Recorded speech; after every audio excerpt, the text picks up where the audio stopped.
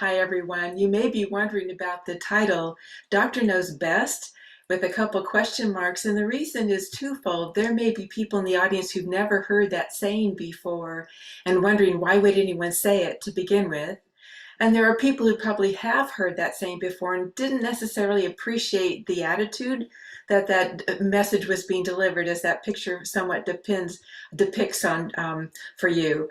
But there was a time when people were receiving health care and that they were expected to obey their healthcare provider without question. Times are changing slowly but surely, so we'll take a look at how these changes are coming about. But by the way, this particular topic will be focused mainly on person-centered care, and family-centered care will be threaded through the rest of our time together. So the era of Doctor Knows Best has been described as medical paternalism, where the only person with power and a voice in a clinical encounter was the healthcare provider. That model has held up at least through the Western medical practice settings until the 1950s, when patients began to push back. Over time, patients organized and then eventually formalized statements clarifying their roles and their rights in clinical encounters. We'll take a look now at the history of how this all developed. It started with the establishment, it's hard to believe so long ago, but when the United Nations was developed in October 1945, immediately after World War II, one of the first tasks that they took seriously was to figure out how to address wartime atrocities and then figure out how to express and define universal human rights. A committee was formed and Eleanor Roosevelt was charged to lead it forward.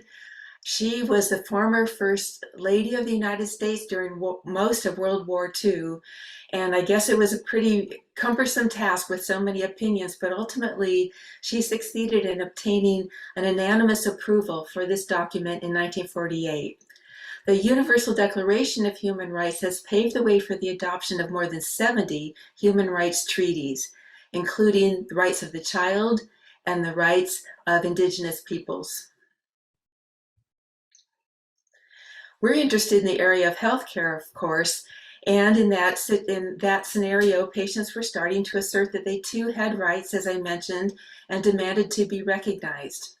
An influential document capturing this cultural shift was published by the Institute of Medicine in 2001. They were charged with redefining healthcare for the 21st century in order to address the equity gaps that were well known in the healthcare system. The Institute of Medicine started off very quickly in their 700-page document with a list of 6 pillars of quality healthcare. And we can see them listed here, and we'll focus on patient-centeredness in a minute. But they were saying that healthcare, of course, needs to be safe and effective. And we'll move down to timely, efficient, and equitable, which was their main charge. But our focus today, of course, is patient-centeredness. They weren't the first one to coin this term, but by kind of codifying it with this document, it really started to get traction. And this is how they defined it.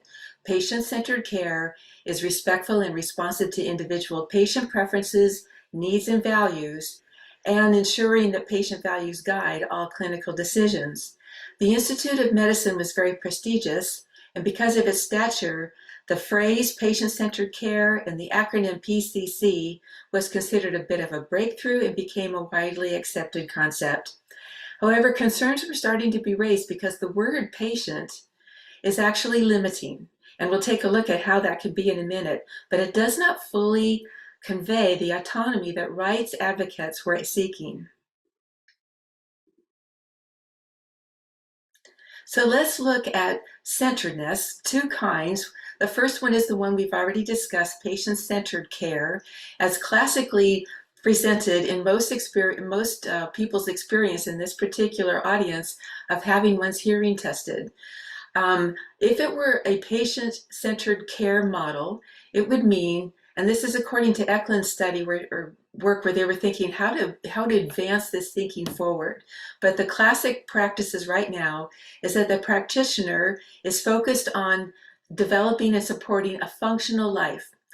However, it's defined by the practitioner, the healthcare provider, or the audiologist, by the audiogram and other test results in order to then zero in on some superficial quality of life of goals for the patient, to listen to the television at a level that's comfortable for the family, or to be able to access community or work settings and so on.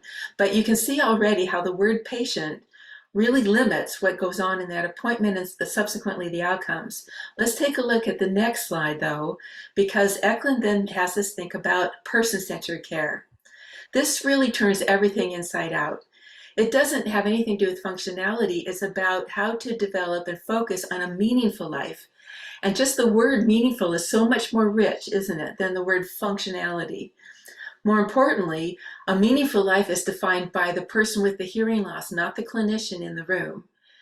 And that means the clinician needs to understand that whole person very broadly and deeply, all the facets that that person wants to share, so that ultimately the individualized goals are deeply personal and they are what matters to that person. Also recognizing those goals are going to change over time because people change and conditions change. So that's where we're moving to. How do we get there? Well, I can speak as a person who spent 30 years training students to admit that I didn't know the answer initially. This was something on my mind from the beginning. So I particularly like this very short way of describing person-centered care. It's about being more focused on the person than the task. And that may sound very self-evident until you train students who are terribly fixated on the tasks at hand. They're trying to learn the test results, and they're trying to learn how to put things on the computer and how to keep things in sequence and integrate it all into the report. And it's all consuming in terms of what they're trying to prove that they have learned. My concern has been for at least the last 20 years is to point out to them, at some point you're going to master this, and you have mastered it. Why are you only still focusing on the task? Why haven't you shifted your focus to the person? And I often am told, oh, there's just not enough time. It's not possible to do so. But in fact, that's not the case. It's just a matter of what we might call just prioritizing, or actively prioritizing. Yes, once the tasks are done, it doesn't take that much to turn one's attention to the person who you're trying to serve in a human capacity.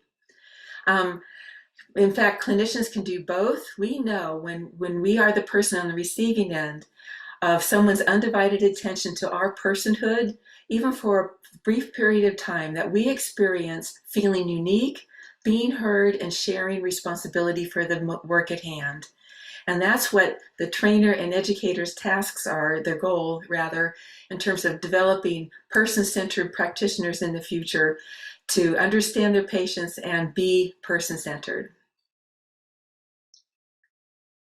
I'd like just to close with a shout out to the leader in person-centered care materials developed by the CIICA Institute.